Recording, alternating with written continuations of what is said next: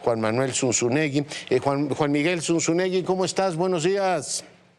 Leonardo, ¿qué tal? Buen día, encantado, gracias. Oye, muchos cometerán el error efectivamente de pensar que la libertad tiene un solo sentido. Si tuviésemos una avenida Libertad, Juan Miguel, que me sorprende que en México no tengamos, tenemos revolución, tenemos insurgentes, tenemos patriotismo, tenemos todos los héroes, pero no hay una importante que se llame libertad. Seguramente sería, y a partir de la lectura de tu texto lo confirmo, una avenida de doble circulación, ¿no? De ida y vuelta. La libertad se abre caminos en la humanidad, pero hay también muchos que conspiran contra ella. Juan Miguel. Pues sí, oye, fíjate que no había reflexionado de lo que has dicho, pero es bien interesante, ¿no? Patriotismo, revolución. O sea, parece que lo que nos gusta no es tanto la libertad como el desmadre. No nos gusta tanto la libertad como la revolución. No nos gusta la libertad tanto como la guerra. Y creo que tiene que ver con lo que dices de la avenida de doble sentido, porque, pues claro, llevamos mucho tiempo, me parece, no en México, a la humanidad, por lo menos la occidental, los últimos 20, 25 años, desarrollando esta libertad de una sola vía, esta tolerancia de una sola vía en la que tú tienes que respetar mi libertad, tú tienes que tolerarme a mí, tú tienes que aguantar que yo sea como yo sea, pero como yo estoy bien, yo no tengo que aguantarte nada a ti.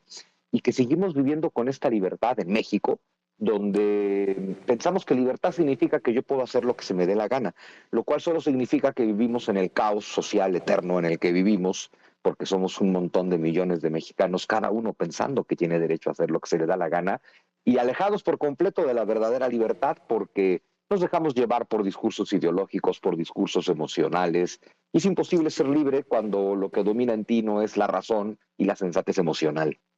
Oye, tú efectivamente trabajas mucho el dilema, libertad-libertinaje, pero abres con una que me gustó mucho, de una idea de un hombre que dice: yo prefiero renunciar a mis sueños, un hombre que vivía en el Berlín Oriental, a mí mismo. La libertad es la que nos permite, Juan Miguel, ser nosotros mismos, y a veces hay que renunciar a ciertas cosas por defenderla. La libertad vale la pena. La libertad vale la pena, la libertad es lo único que vale la pena, eso es de lo que trata todo mi libro, Revolución de la Libertad. Y por una cosa muy importante, ahora que de pronto se habla otra vez, ¿no? La gente, sí quiero libertad individual, sí quiero libertad civil y social, sí quiero libertad política, pero no quiero libertad económica. Y dices, bueno, es que las otras que sí quieres, la individual, la civil, la política, la social, no las podrías tener si no tuviéramos libertad económica, porque entonces dependeríamos por completo de un gobierno. Y a los poderosos nunca, nunca en la historia de la humanidad, a los poderosos nunca les ha gustado dar libertad. La libertad es algo que los individuos que no estamos en el poder tenemos que estarle constantemente arrebatando a los poderosos, ¿no? Entonces es algo que no se nos debe de olvidar, pero que esa libertad económica, política, civil, social, económica, tiene un objetivo filosófico en De realidad. expresión, El ¿no? objetivo, También. Uh-huh. bueno, de expresión, que tú puedas decir lo que piensas, pensar lo que quieras, expresarlo de la forma que quieras. Pero todas estas libertades a nivel filosófico tienen un solo objetivo y es, yo siempre lo digo, hay que ser libre para ser feliz, porque para ser feliz tienes que tener la capacidad de eso, pensar lo que quieras, expresar lo que quieras, hacer de tu vida tu propio proyecto, dedicarte a lo que te quieras dedicar, buscarle por donde tú quieras. Y esta libertad, esta felicidad, esta plenitud, es algo que no puedes tener sin libertad. Y las libertades individuales no las puedes tener sin libertad económica. Esa es la trampa en la que nos envuelven, donde quiero todas las libertades menos la económica. Entonces quiero que un gobierno que no me da libertad económica me dé todas las demás libertades. Es que eso no ha pasado nunca en la historia de la humanidad. Un Claro. gobierno que no te da libertad económica no te da ninguna otra, porque no tiene Oye, por qué hacerlo.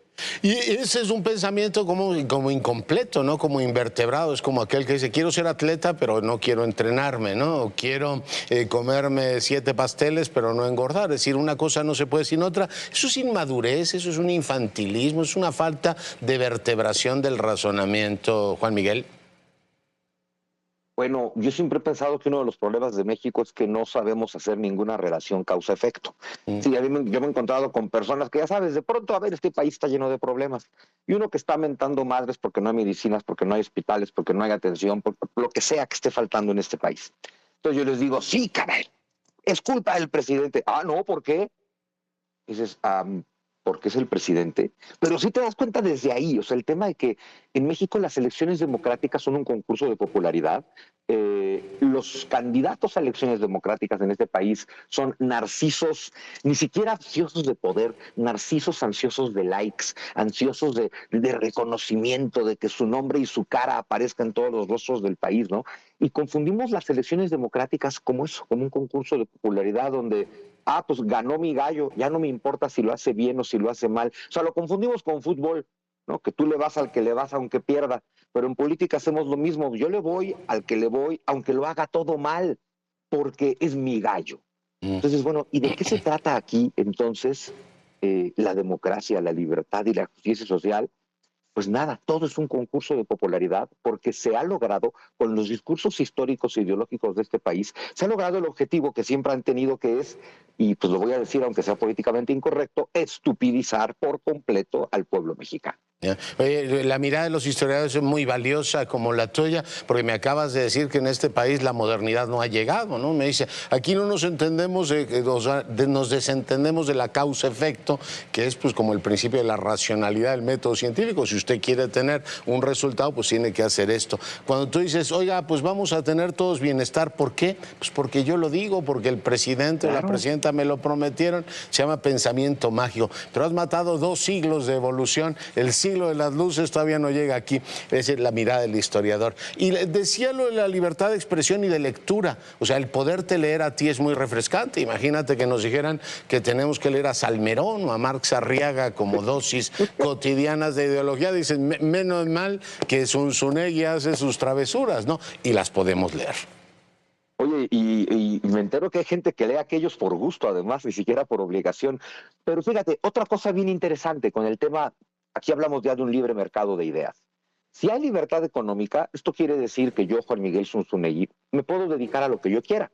Claro, eso estará determinado por si me va bien o me va mal, si gano o no gano suficiente dinero para tener una vida digna, y si no, pues tendré que ver a qué más me dedico. Afortunadamente, yo me dedico a escribir. Y claro, estos que has mencionado se enojan mucho conmigo, porque claro, hablamos de los intelectuales del régimen, que viven del régimen, que si tuvieran que conseguir trabajo con base en su currículum, no lo conseguirían nunca, y que si su publicación de libros dependiera de que el mercado los comprara, pues tampoco serían escritores, ¿no?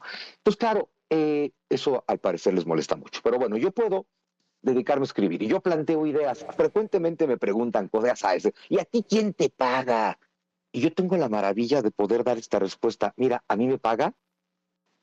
A mí sí me paga el pueblo, porque pueblo y mercado en este sentido son lo mismo. Yo expongo una serie de ideas, sea en mis viajes, en mis cursos, en mis libros, y los expongo al público. Yo le expongo mi pensamiento y mi trabajo al público, y ellos deciden si quieren o no pagar mis clases, mis conferencias y mis libros. Y afortunadamente hay muchos que deciden que sí, como muchos deciden leer a los que piensan distinto a mí, y ahí está la libertad. Pero yo no dependo de una universidad, de un político, de un gobierno, de un poderoso, yo dependo de la gente que me está leyendo. Y eso, y si todo el mundo se puede dedicar a lo que quiera, dependiendo únicamente del intercambio entre individuos libres, pues tienes un libre mercado de ideas que favorece el crecimiento intelectual. Que es muy útil porque tú conectas libertad también con algunos temas de la historia nacional, esta cultura del muralismo, ¿no? La gran tragedia, decía Fernando Benítez, es que el historiador oficial mexicano no fue un historiador, sino Diego Rivera, y entonces nos puso la imagen así de pobres de nosotros, hemos sido sometidos por fuerzas del mal. Y ese cuento se repite 500 años y evade la responsabilidad que tenemos como pueblo, decir, oiga, estamos así como dice alguno, dice, estamos como estamos porque somos como somos, Juan Miguel. Bueno, claro, a mí me encanta, ¿no? Diego Rivera diciendo que Cortés era deforme, jorobado, sifilítico y contrahecho, lo cual dice mucho más de los traumas de Diego Rivera que de cómo era realmente Hernán Cortés. Pero te habla, o tal vez más perverso aún, de que no es que Diego Rivera tuviera estos traumas, pero que a nivel político se sabía que era importante que el pueblo tuviera estos traumas. Entonces vamos a educar a un pueblo al que no le hemos enseñado a leer, pero le queremos endilgar la versión ideológica de la revolución, pues la vamos a pintar en todas las paredes del país. Pero justo llegamos a este momento, a ver qué es la receta de los últimos 7 años y contando, donde cada 15 de septiembre tronamos muchos cohetes y mentamos muchas madres en honor de la libertad, y el resto del año estamos profundamente conquistados. Porque mientras le echemos la culpa a Cortés, a la Malinche, al rey de España, al pasado, perdón, quiere decir que no tenemos el menor poder sobre nosotros mismos, porque si todas las desgracias de este país son culpa de cosas que ocurrieron hace 500 años y las hicieron personas que ya se murieron, entonces resulta que estamos renunciando a nuestra libertad.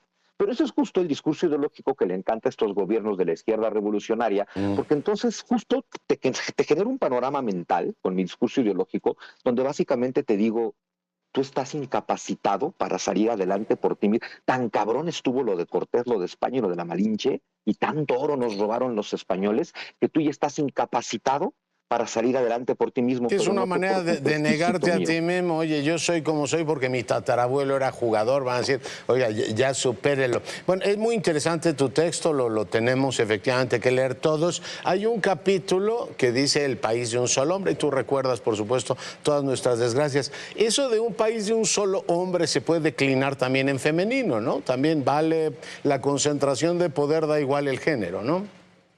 ¿País de un solo hombre o el país de una sola mujer? Sí, sí, lo que es que ahí, claro, empiezo hablando de Mussolini y de Hitler y de Stalin, pero efectivamente llega a la mujer, porque de pronto hay que recordar que, por ejemplo, patriarcado no significa que haya un hombre en el poder.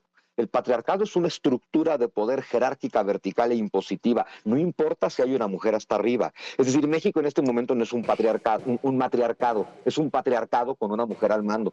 ¿Sí? Igual que Inglaterra con Margaret Thatcher no era un matriarcado, era un patriarcado con una mujer al mando. Entonces, de pronto hay que ubicar eso, ¿eh? El patriarcado ha tenido mujeres al mando también desde el principio de la historia de la civilización. Oye, pues muy buen libro y te agradezco mucho el enlace. Un abrazo.